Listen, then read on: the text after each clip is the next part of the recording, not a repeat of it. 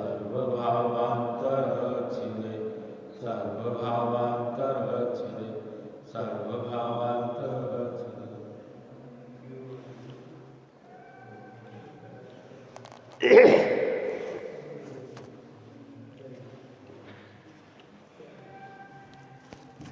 समोराधिकार की क्षमता के अंतर्गत आचार्य अमृतचंद्र देव ने अद्भुत प्रकार के कलश की रचना करते हुए वेद विज्ञान की महिमा को बताया। वेद विज्ञान कहाँ तक बहाना चाहिए, जहाँ तक ज्ञान में स्थिर न हो जाए। पहला भेद विज्ञान जब तक मिथ्यात्व का अभाव न हो जाए वहाँ तक भाए, और उसके बाद ज्ञानी जब तक उपयोग में लीन न हो जाए तब तक भाना चाहिए। अब इसी भेद विज्ञान की महिमार्थ और आचार्य अमृतचंद्र देव अद्भुत प्रकार के कलश की रचना करते हैं। 131 नंबर का कलश।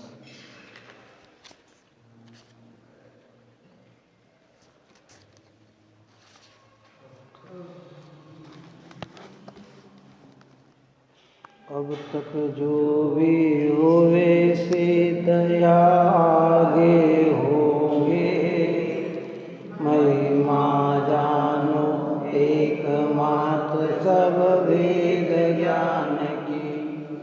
और जीव जो भटक रहे भवसागर में, वेद ज्ञान के अभाव से भटक रहे। अब तक जो जीव सिद्ध हुए हैं और आगे भी जो होंगे वह सब महिमा जानो भेद ज्ञान की। भेद विज्ञान का सिद्धा ये किल केचन, अशय भावोते बद्धा बद्धा ये किल केचन। जितने भी सिद्ध हुए हैं, कितने सिद्ध हुए हैं? अनंत सिद्ध भगवान हुए हैं। 45 लाख योजन में अनंत सिद्ध भगवान विराजित हैं। ये क्यों वहाँ कैसे पहुँचे? तो आचार्य कहते हैं कि ये सारी महिमा भेद विज्ञान की है। आई की महिमा है भेद विज्ञान की। पूर्व में जितने गए, वर्तमान में जो सिद्ध हो रहे हैं, भविष्य में जो भी सिद्ध बनेंगे, ये सब महिमा काय की है? भेद ज्ञान की। छिड़ाला का लिखा ना, जे पूरब शिव गहे अरु अब आगे जे है, सो सब महिमा ज्ञान तने मुनिनाथ कहे। उस ज्ञान की उत्पत्ति का कारण क्या बताया था छेड़ाला में? सम्यक ज्ञान की उत्पत्ति का कारण क्या बताया? कि तास ज्ञान को कारण सबर विवेक बखानो, कोटि उपाय बनाए भव्यता को और लानो। उस सम्यक ज्ञान का कारण सपर का भेद विज्ञान है। जितने भी पूर्व में सिद्ध हुए, वर्तमान में हो रहे हैं और भविष्य में जितने भी सिद्ध होंगे, वो सारी महिमा ज्ञान की है। और वो ज्ञान उत्पन्न होता है भेद ज्ञान से, है ना। यहाँ आचार्य कह रहे हैं कि भाई आज तक जितने भी सिद्ध हुए हैं, है ना, हम मंगलाचरण में प्रारंभिकता में ही ओम नमः सिद्धेभ्या, ओम शब्द में भी सिद्ध विराजमान और सिद्धेभ्या में भी सिद्ध विराजमान, है ना। कि सिद्ध कैसे हुए, कैसे बने? तो आचार्य कह रहे हैं कि ये सब महिमा काय की है? कि भेद ज्ञान की है। अब तक जो भी हुए सिद्ध या आगे होंगे, महिमा जानो एकमात्र सब भेद ज्ञान की, और जीव जो भटक रहे हैं भव सागर में, भेद ज्ञान के ही अभाव से भटक रहे हैं। और आप और हम जितने भी जीव संसार में संचरण करते हुए जो दिख रहा है, घूमते हुए जो दिख रहे हैं, भटकते हुए जो दिख रहे हैं, वह सब किसके कारण है कि भेद ज्ञान का उदय नहीं हुआ, इसलिए हम सब संसार में ही भटक रहे हैं। ज्ञानता के कारण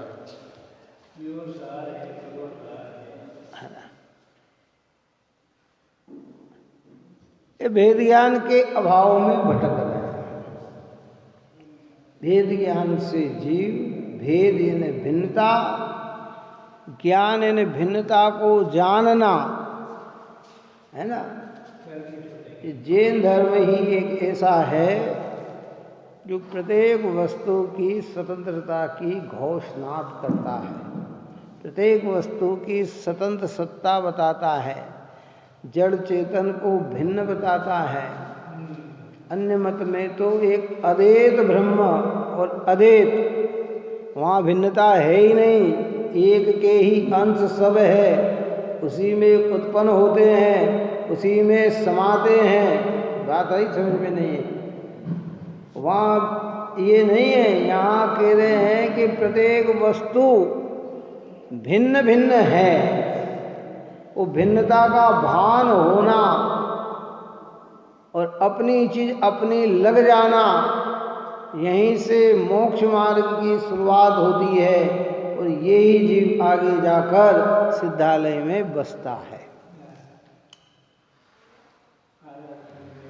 इस बात में आचार्य भगवान ने कई मतों का खंडन कर दिया और जिन आस्था का मंडन कर दिया।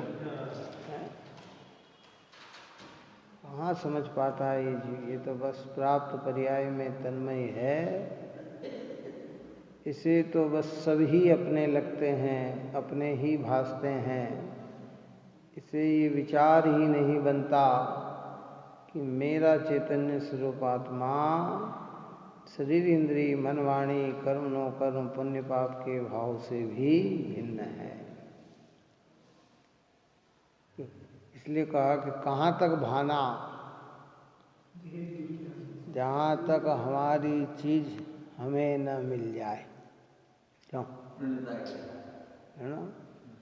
जो लक्ष्य के पक्के होते हैं ना, ये कब तक कार्य करते हैं कि जब तक उन्हें उनकी चीज प्राप्त न हो जाए। एक व्यक्ति ने मोती की चाह रखी कि मुझे मोती मिलना चाहिए, क्योंकि मोती कहाँ है कि भाई वो समुद्र की तहल में है, समुद्र में है।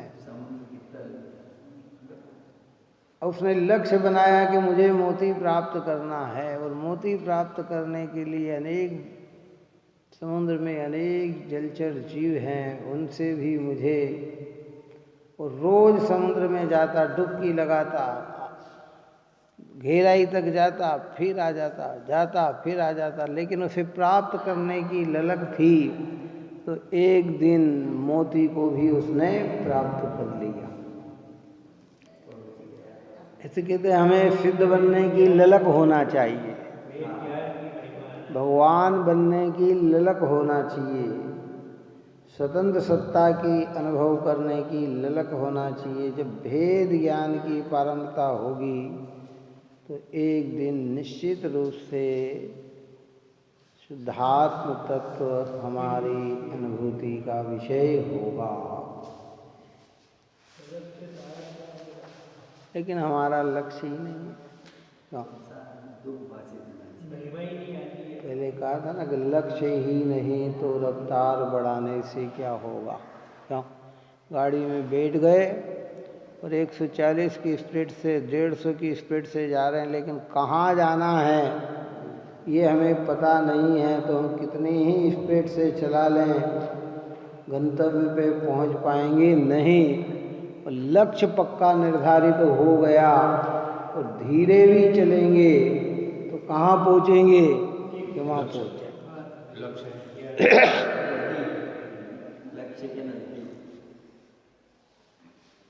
क्या है, लक्ष्य ही नहीं कुछ। आप कह रहे हैं मोक्ष तो मोक्ष चले जाएंगे, वो कह रहे हैं कि ये अच्छा तो कि वहाँ चले जाएंगे, वो कह रहे हैं ये अच्छा तो कि वहाँ चले जाएंगे। कि हमें ऐसा महसूस करना चाहिए कि जगत में अगर जितने द्रव्य हैं तो वे सब द्रव्य भिन्न भिन्न हैं, तो मुझे मेरे भिन्नत्व की उपलब्धि हो। देखो है तो हम भिन्न ही, पर भिन्न का ख्याल नहीं आ रहा है। तो ये जिनवाणी माता हमें भिन्नत्व का ख्याल दिखा रही है, और जब ख्याल आएगा तो फिर उसके अंदर क्या करेंगे, बोलो, फिर उसमें रमेगा जीव। इसलिए कह रहे हैं कि भाई अब तक जो भी हुए सिद्धया आगे होंगे, महिमा जानो एकमात्र सब भेद ज्ञान की। जो जीव और जीव जो भटक रहे हैं भव सागर में, भेद ज्ञान के ही अभाव में भटक रहे हैं। क्यों? अभी हम इंदौर जाएं और किसी के घर पे जाना और पता न मिले, न इधर उधर घूमते भटकते हैं तो आप व्याकुल हो जाते हैं। क्या हो जाते हैं? अरे न जाने कहाँ घर बना लिया, पता ही नहीं लग रहा है। उससे पूछो तो वो नहीं बता रहा, इससे पूछो तो ये नहीं बता रहा, कोई कहाँ छोड़ देता। पर हम संसार में भटक रहे हैं, ऐसा हमें व्याकुलपना है ही नहीं। बात समझ में आ रही? हम भटक रहे हैं, हमें तो लग ही नहीं रहा कि हम भटक रहे हैं। यहाँ कह रहे हैं कि भैया तू भटक रहा है, तुझे पता नहीं है, तू जिसे अपना मान के बैठा है, तुझे पता नहीं है कि एक क्षण में तू कहाँ का कहाँ पहुँच जाएगा। आज किस क्षेत्र में है, कल तेरा किस क्षेत्र में पहुँच जाएगा।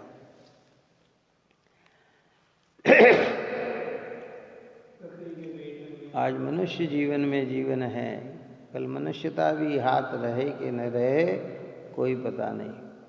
इसलिए भटकन है हमारी, इस भटकन से छूटना है तो कहते हैं कि भेद ज्ञान करो। समझ में आई बात? नहीं आई? देखो जगत के लौकिक कार्य में हम मौन कम रहते हैं, बोलते अधिक हैं। कहाँ? हम सुनते कम है और सुनाते ज़्यादा हैं। बात आ रही समझ में? लेकिन यहाँ धार्मिक कार्य में भेद है, हम सब मौन हो जाते हैं। अंदर से कोई हलन चलन ही नहीं होती है कि हाँ वास्तविकता में हमें क्या करना चाहिए। हमें वापो करना चाहिए। भगवंत अरिहंत देव ने है तो वो इतने पवित्र क्षेत्र पे आ गए। भगवान के चरण का स्पर्श, भगवान के रूप को देखना, भगवान के स्वरूप का विचार करना, भगवान की स्वरूप की प्रतीति करना, कितना लाभ हो जाता है। तो पद्मावर में आए, लखी कुमति विमोह पलाए, निज ज्ञान कलाउर जागी, रुचि पूर्ण स्वहित में लागी।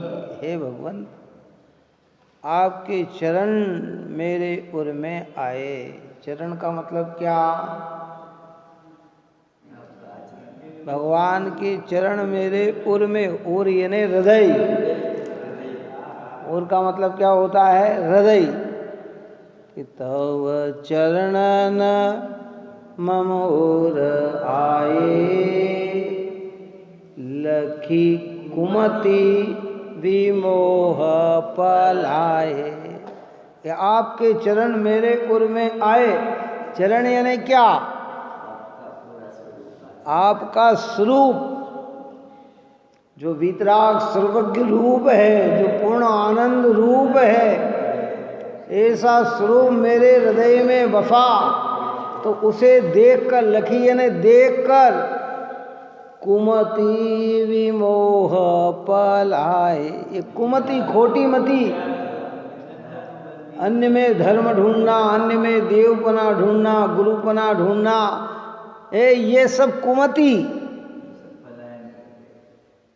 और ये विमोह यानी मोह, शरीर मेरा, इंद्री मेरी, मन मेरी, वाणी मेरी, कर्म मेरे, नौकर्म मेरे, कि ये सब विमोह का भाव क्या हो गया? पलाए।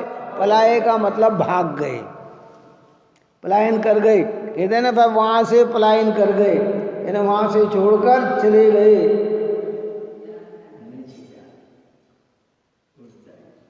कुमति विमोह पलाए, निज ज्ञान कलाउर जागी, रुचि पूर्ण सहित में लागी। निज ज्ञान कलाउर जागी। अब क्या क्या जागृत हो गई हृदय के अंदर? ज्ञान की कला। ज्ञान की कला यानी भेद ज्ञान की कला है। अब तो पूरे स्वहित में मेरी रुचि लग गई है।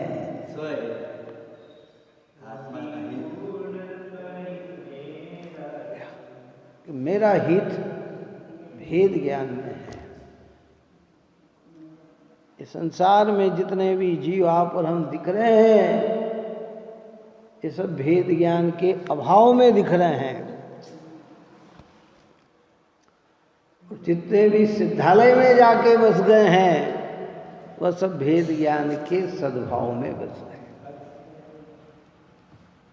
क्या बात, दो तो बात है, शरीर अलग ना आत्मा अलग, कब तक हम? अरे भाने का मतलब क्या? ये सब महसूस करना। संयोग में रहते हुए भी संयोग से मैं भिन्न हूँ।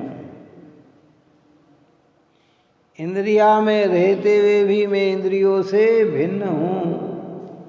मन और वाणी में रहते हुए भी मैं मन वाणी से भिन्न हूँ। 8 कर्मों में रहते हुए भी मैं 8 कर्म से भिन्न हूँ। शुभाशुभ भाव परिणति में होते हुए भी मेरा स्वभाव उससे भिन्न है।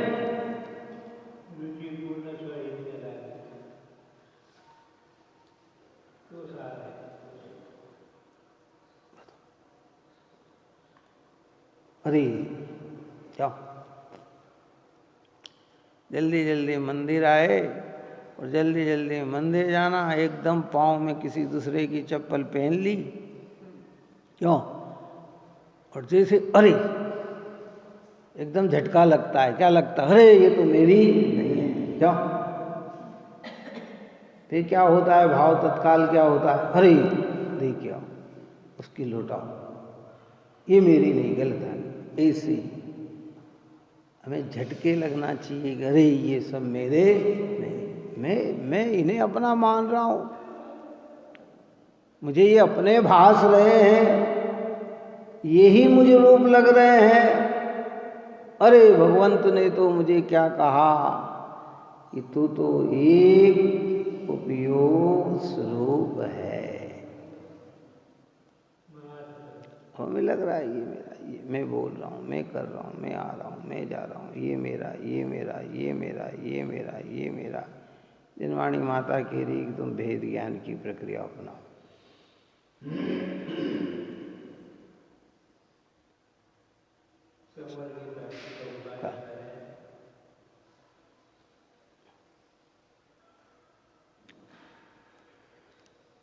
इसलिए रुचि पूर्ण सहित में लागी, पूर्ण सहित में लगी।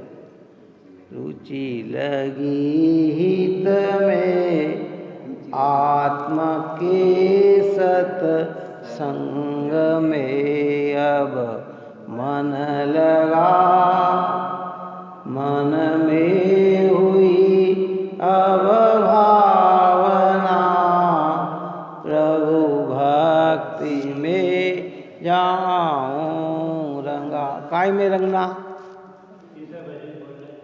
काय की भक्ति में रंगना, प्रभु भक्ति में रंगना, रंग जाना, यानी उसी में लीन हो जाना। और प्रभु भक्ति यानी क्या? ये भेद ज्ञान है, यही प्रभु की भक्ति है। इसलिए लिखा टोडरमल साहब ने सिद्धों के स्वरूप के अंदर कि जब सिद्धों के स्वरूप का चिंतन करते हैं, विचार करते हैं, तो हमें स्वद्रव्य और परद्रव्य का भेद ज्ञान होता है, स्वभाव और प्रभाव का भेद ज्ञान होता है, हम क्या हैं और पर क्या हैं इसका भेद ज्ञान होता है।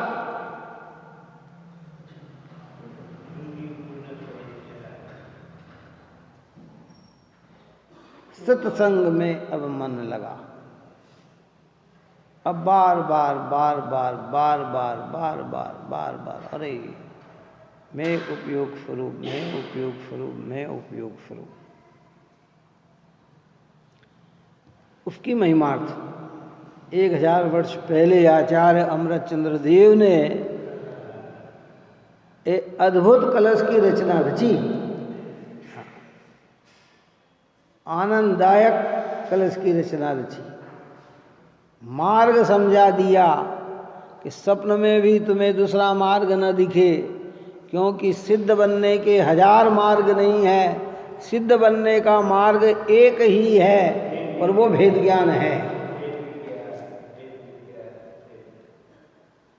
जिनके भेद ज्ञान है वे सिद्धत्व को प्राप्त होंगे, जिन्हें भेद ज्ञान नहीं है वे संसार में ही भ्रमण करेंगे। स्पष्ट लिख दिया इसमें, और जीव जो भटक रहे हैं भव सागर में, भेद ज्ञान के ही अभाव से भटक रहे हैं। काहे से भटक रहे हैं? हम क्यों भटके? हाँ, है ना, बड़े पंडित जी साहब की स्तुति में बोलते हैं ना, भटक भटक भव की गलियों में, दुख ही दुख मैंने पाया, पा करके कुछ भाई वस्तुए, निकट नहीं तेरे आया। हे भगवान, भटक भटक भव की गलियों में, भटक भटक भटक, घूमते घूमते संसार की गलियों में, गलियों मतलब योनियों में, 84 लाख योनियों में दुख ही दुख मैंने पाया। दुख भी पाया, सुख भी पाया नहीं कहा, दुख ही दुख मैंने पाया। और पाकर के कुछ बाह्य वस्तुएं, मनुष्य जीवन में हम आ गए, जैन कुल में हम आ गए, तो बाहर में कुछ वस्तुएं हमें प्राप्त हो गई कि पा करके कुछ बाह्य वस्तुएं, निकट नहीं तेरे आया। कि ये 5 भारी वस्तु में ऐसे उलझ गए कि न परमात्मा का स्वरूप जान पाए, न आत्मा का स्वरूप जान पाए। इसका कहाँ फुर्सत साहब, कहाँ टाइम? अरे साहब अभी तो टाइम ही नहीं है हमें, हमारे पास स्वाध्याय करने का टाइम ही नहीं है अभी तो हमें दर्शन करने का ही टाइम नहीं है भैया। और ज़्यादा शब्दों में कहें तो लोग व्यवहार में, अरे साहब मरने की भी फुर्सत नहीं है क्या? और जब मरण आएगा तो तेरे से पूछेगा नहीं तेरे पास फुर्सत हो या ना हो, वो तो आके खड़ा हो जाएगा। लेकिन व्यवहार में कहते हैं अरे साहब क्या बात कर रहे हो आप, ऐसी बात कर रहे हो, अभी तो मरने की ही फुर्सत नहीं है हमारे पास। ऐसे पवित्र जिनेंद्र को जिनवाणी की अभ्यास का अवसर ही नहीं निकाल पाता है जी। क्यों कि पा कर के कुछ बाह्य वस्तु, देखो कैसे शब्द लिखे बड़े पंडित साहब ने, धन्य है जितना भी वैभव प्राप्त हुआ ना वो सब कुछ ही है, बहुत नहीं। हम कहते हैं कि बहुत है, अरे साहब उनके पास तो बहुत है, कि बहुत कुछ नहीं है, ये तो कछु है। कितना? क्यों? जो आज वर्तमान में अंबानी है, टाटा है, बिरला है, हम कहते हैं इनके पास बहुत है, ये बहुत कुछ नहीं, कछु है। चक्रवर्ती के विभव के सामने, नारायण के विभव के सामने ये इनका वैभव कुछ है। हाँ, लेकिन फिर भी कहते हैं सब बहुत है कि कुछ पाकर भी निकट नहीं तेरे आए कि हे भगवान, मैं से वितराग सर्वज्ञ देव के निकट और अपने ज्ञायक स्वभाव के निकट नहीं आया।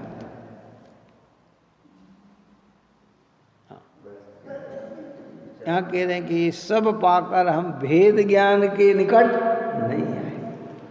बाहर में इतने उलझ गए, सब ने कहा ये तेरा तो मान लिए, ये तेरा तो मान लिए, ये तेरा तो मान लिए। अब सब अपना कह रहे हैं तो अपने मानने में क्या बिगड़ रहा है कि तेरा बिगड़ क्या रहा है, अनंत भाव बिगड़ रहे हैं। हम अनीति का ना कमाए, हम अन्याय का ना कमाए, हम खोटा ना कमाए, हम किसी का दिया हुआ न ले, लेकिन जो हमारे पास है उसे तो अपना माने ना। कि इसको मानने में हमारा क्या बिगड़ रहा है कि तेरा अनंत भाव बिगड़ रहे हैं। वो तो उसमें तो अनंत भाव बिगड़ेंगे ही। हाँ कहते भेद ज्ञान करके तुम एक को अपना मानो।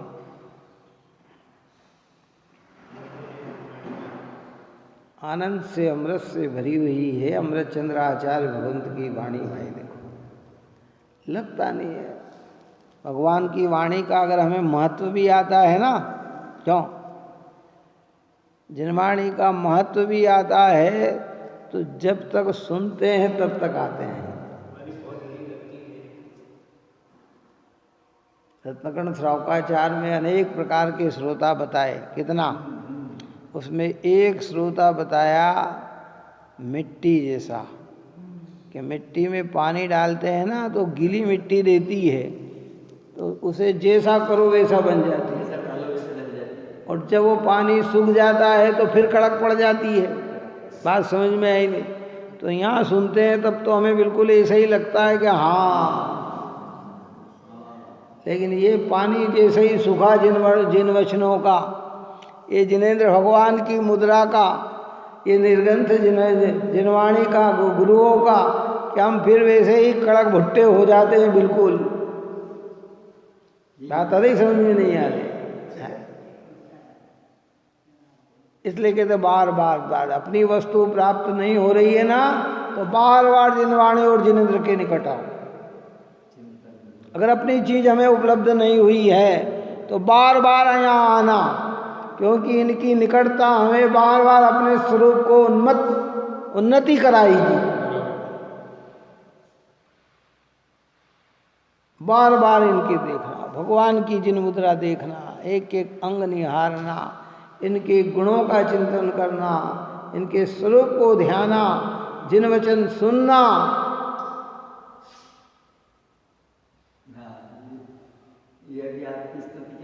बस ऊंची लगी हित में आत्म के, सत्संग में अब मन लगा, मन में हुई अब भावना, प्रभु भक्ति में जाऊं लगा। वचन की हो टेव गुनिगन, गान में ही चित पगे, सदशास्त्र का नित हो मनन, मन दोष वादन ते। सच्चे शास्त्र का अभ्यास करने से, सज्जनवाणी माता को पढ़ने से हमारे मन में जो खोटास्ता पड़ी हुई है वो सब भाग जाती है, कुमति भाग जाती है। बार बार पढ़े। धन्य है भाई ये सब पवित्र धर्म, श्रेष्ठ धर्म। जितनी महिमा गाई जाए उतनी कम है। आचार्य तो गा चुके हैं, हमें बता चुके हैं, अब ये महिमा हमारे हृदय में आना चाहिए। घबराना नहीं, प्रयत्न करना। हाँ, और भेद ज्ञान करना। शांति से अकेले में बैठे हो तो भेद ज्ञान करना। ये तो कह देंगे ये मेरा है, जिनवाणी कह रही है ये तुम्हारा नहीं है। अब इनकी बात माने कि जिनवाणी की बात माने? क्यों क्यों?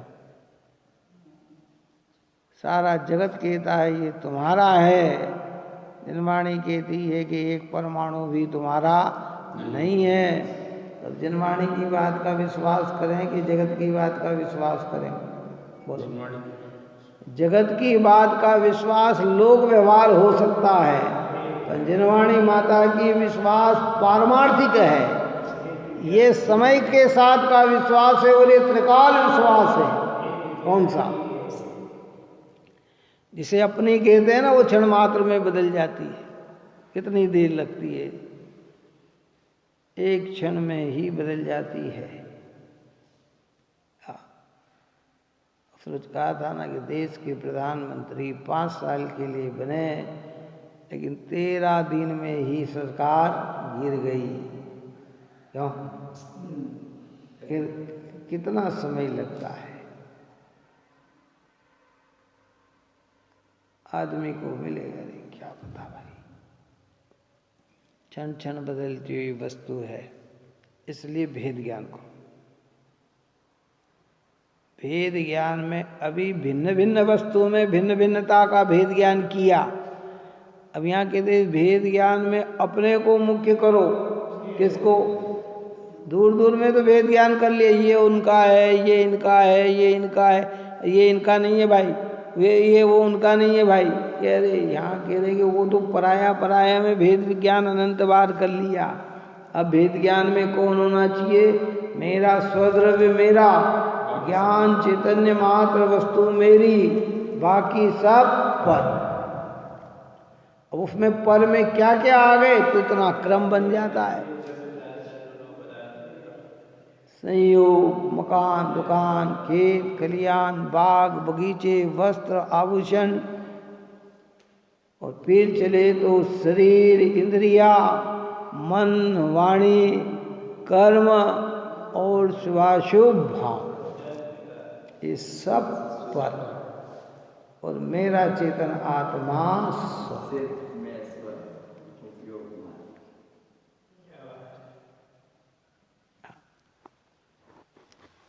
देखिए कहते श्लोक 8, जो कोई सिद्ध हुए वे भेद विज्ञान से सिद्ध हुए, और जो कोई बंधे हैं वे उसी के भेद विज्ञान के ही अभाव से बंधे हैं। सब अपरम जितने बंधे हैं, काय से बंधे हैं? भेद विज्ञान का अभाव।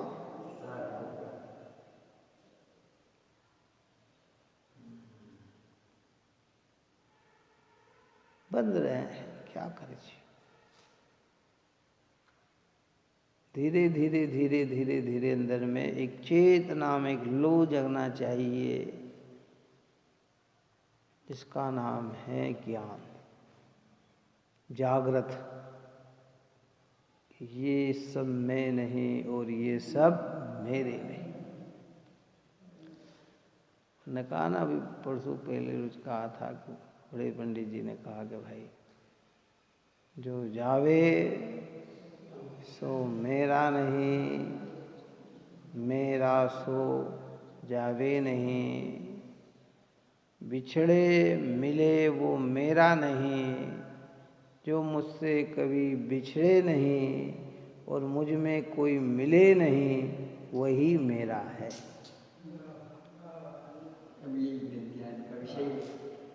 जावे सो मेरा नहीं, मेरा सो जावे नहीं, बिछड़े मिले वो मेरे नहीं। मैं वो हूँ कि जो ना कभी अपने से बिछुड़ता हूँ और ना कहीं मिलता हूँ। व्यवहार में कहते हैं कि अपने को अपना ख्याल आ गया तो कि मिल गए, और अपना ख्याल नहीं है तो कहते बिछुड़ गए। पर परमार्थ से जीवात्मा जीवत्व शक्ति से कभी बिछुड़ता नहीं, और नया उसमें कोई जीवत्व के अलावा कुछ मिलता नहीं।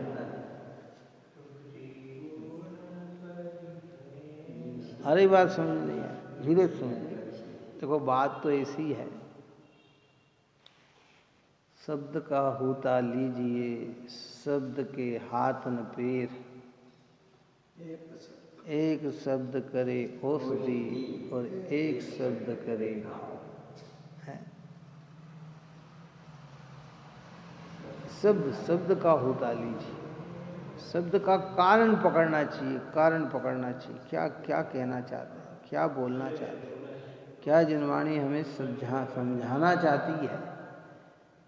आत्मा को आत्मा माने अगर ये शब्द का होता लिया तो ये औषधि का काम करेगी, और अन्य को आत्मा मान लिया तो घाव का काम करेगी। क्या करेगी?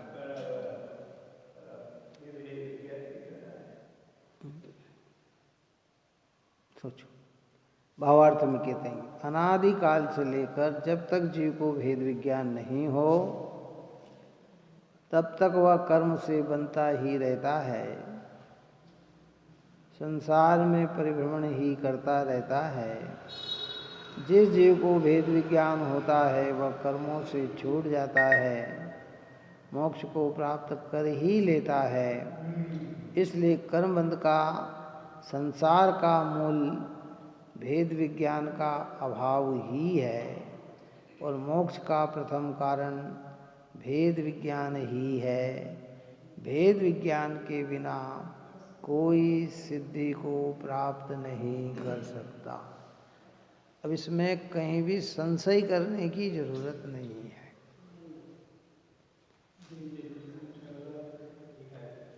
बिना भेद विज्ञान के ऊपर की गाथाओं में अपन पढ़ कर आ चुके हैं कि भेद विज्ञान के बिना आत्म की प्राप्ति नहीं, आत्म की प्राप्ति के बिना संवर तत्व की उपलब्धि नहीं, और संवर की उपलब्धि के बिना मोक्ष की उपलब्धि नहीं है।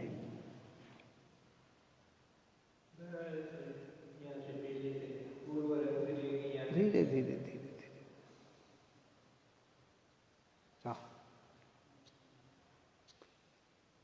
व्यवहार में पूरा समर्पण कहीं अगर आता हो तो देव शास्त्र गुरु के प्रति आना, और निश्चय में पूरा समर्पण अगर कहीं आए तो आत्मा के प्रति आना। जब जब उपयोग बाहर में जाए तो दुनिया में श्रेष्ठता दिखाई दे तो सिद्ध अरिहंत परमात्मा की दिखाई दे, जिनवाणी माता की दिखाई दे, निर्ग्रंथ मुनिराज भगवंत की दिखाई दे।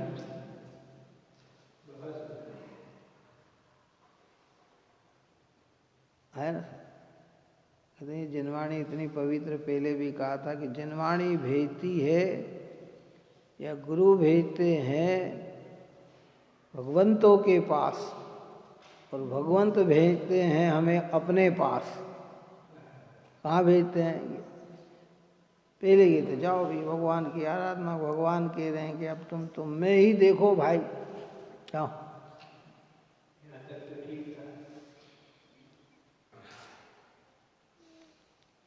लगता नहीं है जी, कितना ही सुन लें, कितना ही पढ़ लें, कितना ही विचार कर लें, लेकिन फिर हमारी टेव वहीं बाहर में ही घूमती है।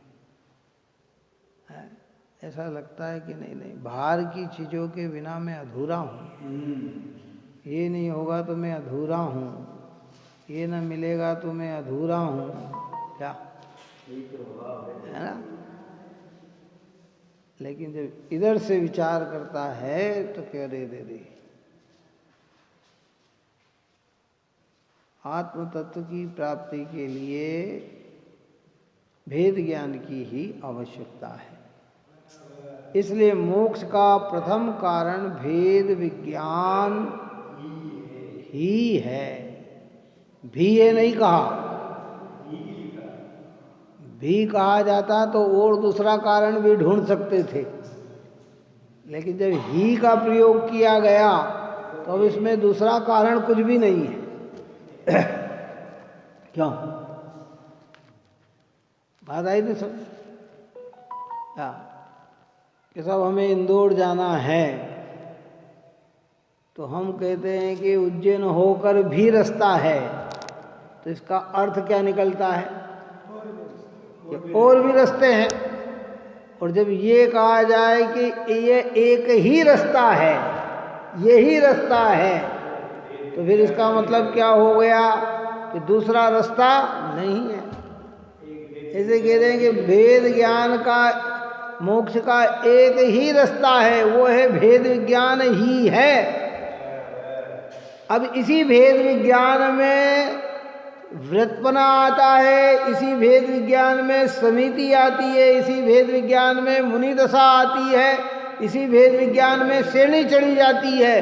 तो अलग अलग कारणों से बताए, लेकिन उसका मूल कारण अगर कोई है तो क्योंकि भेद विज्ञान के बिना चौथा गुणस्थान ही प्रकट नहीं होता, तो फिर आगे की प्रक्रिया बिना भेद विज्ञान के मुनि भी बन जाए तो कुछ नहीं। देखो हमारे यहाँ कितना बड़ा दृष्टांत अष्टबाहुड़ में भी दिया कि शिवभूति मुनिराज का कितना ज्ञान का क्षोभसम इतना कम था कि पढ़ते और भूल जाते, सुनते और भूल जाते, कुछ नहीं था, लेकिन एक चीज उन्हें भेद ज्ञान की याद थी, है कि मेरे चैतन्य आत्मा से सब भिन्न है, मैं अकेला ज्ञान मात्र ही वस्तु हूँ। उस ज्ञान में ज्ञान को एकाग्र करके केवल ज्ञान की प्राप्ति कर ली।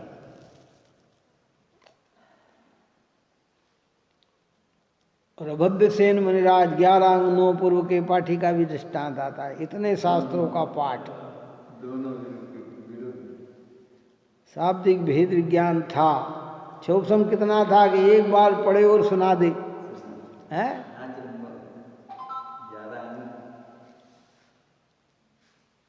पुराने समय के अंदर जो है ना, अंतिम बात के पूर्ण करता हूँ, पुराने समय में, हाँ ये पूरा पढ़ लेते।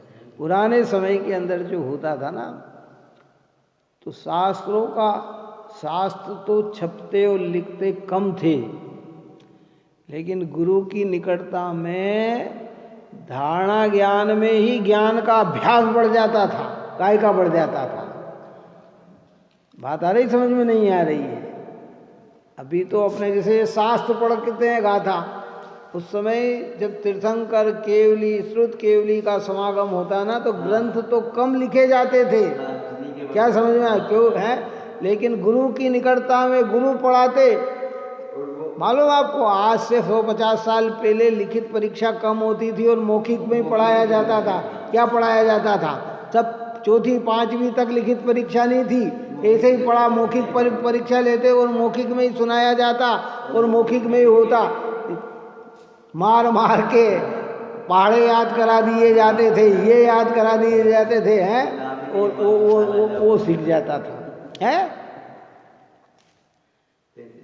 तो 11 अंग 9 पूर्व के पाठ को पढ़ने से नहीं हुआ, वो ज्ञान का चिंतन और विचार करते इतना सुन सुन के उन्हें ये पता लग गया कि वस्तु की व्यवस्था क्या है। लेकिन आत्मा के भेद ज्ञान का अभाव होने से, आत्मा में भेद ज्ञान का अभाव होने से वे 11 अंग 9 पूर्व पाठ करके भी अभव्य सेन मुनिराज आत्मा का कल्याण नहीं कर पाए।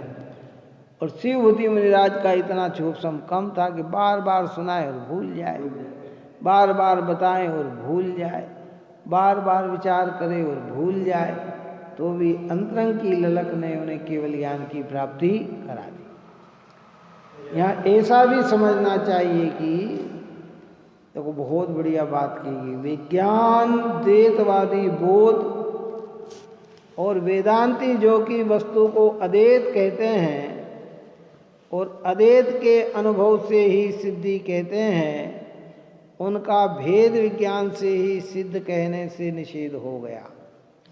बहुत मार्मिक बात है, क्योंकि जैन धर्म अपना मत का अगर मंडन करता है तो कितने ही मतों का इसमें क्या हो जाता है, खंडन हो जाता है। तो विज्ञान द्वैतवादी जो बोध है और जो वेदांती है, वेदांती कैसे मानते? एक अखंड अद्वैत मानते, सारी वस्तु अद्वैत है, एक ही है। कहते हैं ये राई पर्वत, बाल की नोक, ये सब भगवान के ही अंश, कण कण में भगवान। वो कहते ये सब उन्हीं ने बनाए, जड़ और चेतन। परम ब्रह्म को इच्छा हुई, ब्रह्म की स्थापना हुई, ब्रह्मा विष्णु महेश की रचना की। ब्रह्मा का काम सृष्टि की रचना करने का रखा, विष्णु का काम उसको रक्षा करने का रखा, महेश का काम उसको संहार करने का रखा है।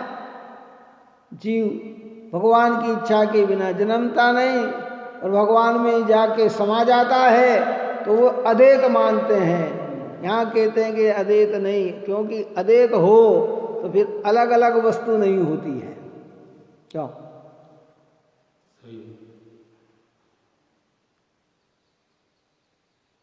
स्वभाव हमारा अद्वैत है।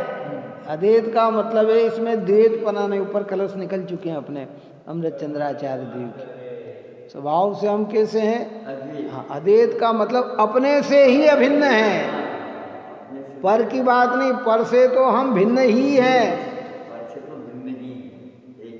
हमारी सत्ता बनाने वाले कोई भगवान नहीं है। भगवान ने हमारी सत्ता बनाई नहीं है, बताई है। अन्य मत में सत्ता बनाई जाती और जैन धर्म में सत्ता बताई जाती। क्या बताई जाती है?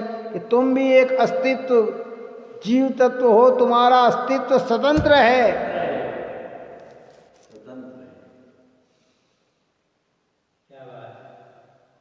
ये मिथ्यात्व छूट जाता है ऐसे भगवान के निकट आते ही, ऐसा जिनवाणी के निकट आते ही। अभी तो इतने सारे जैनी लोग जन्म से जैनी हो गए, वे भी भगवान को ही अपना कर्ता मानते हैं। इनको अन्य मत जैसे ही अपनी मान्यता को बनाए रखे हुए हैं। क्या करे बेचारे जी, लौकिक हित में पारमार्थिक हित को भूल रहे हैं। क्या करे बेचारे हैं?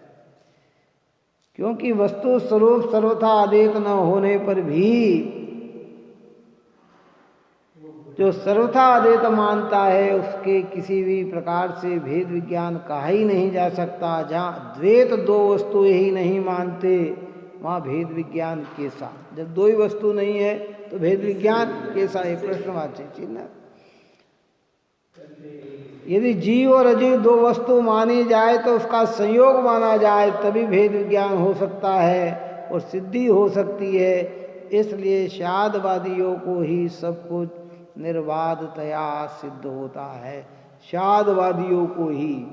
इसलिए हमारी जिनवाणी माता कैसी है? शादवादमयी तेरी वाणी है। बहुत सारी चीजें हैं भाई, अद्भुत अद्भुत चीजें हैं। भागे हैं हम जो एक पवित्र वाणी को, निर्वाणी को हम पढ़ नहीं पाते हैं। दुनिया की बात सारी हम पढ़ लेते हैं, समझ लेते हैं। अभी क्या कहा? कौन से श्रोता है हम? मिट्टी, गीली मिट्टी जैसे श्रोता हैं। बात है जिसको हम कहते हैं, क्या कहते हैं कि गंगा गए तो गंगा राम और जमुना गए तो जमुना राम, जमुना दास हो गए। बात समझ में आई ना? निर्णय कुछ नहीं हमारा। ये सुन ले, ये सुन ले, सुन ले। यहाँ कहते एक गायक में लक्ष्य बनाओ। क्या? अब संवर अधिकार पूर्ण करते हुए संवर होने का ज्ञान हुआ। उस ज्ञान की महिमार्थ 132 नंबर का कलश अपना कल चलकर संवर अधिकार अपना पूर्ण होगा।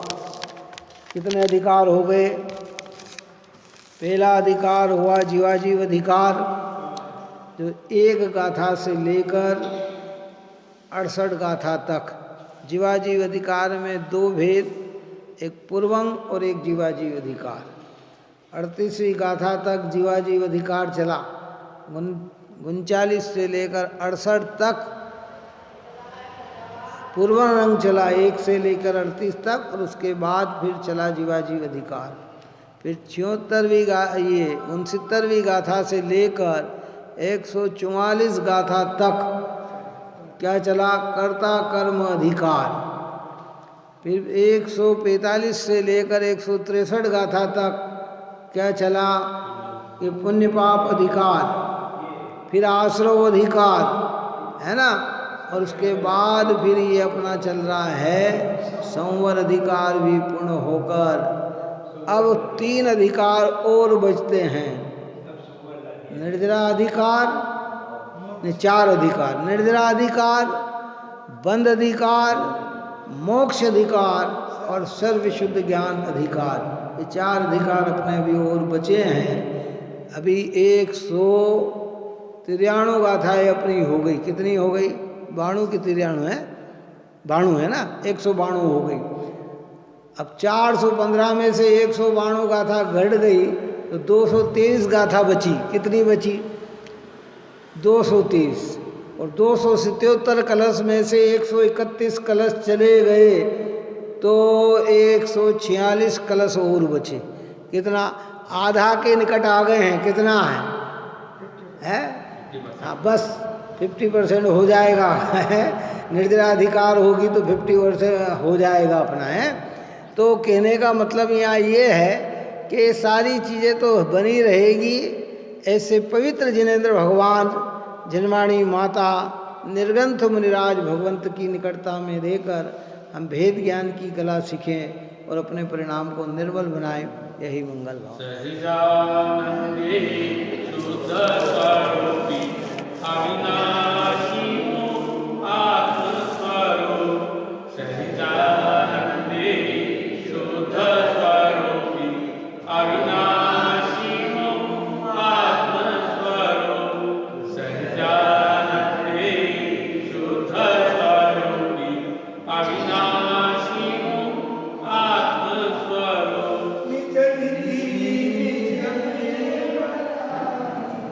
यह अनंत उपकार है उसके लिए दिनवाणी माँ को वंदना शतबार है, वंदना शतबार।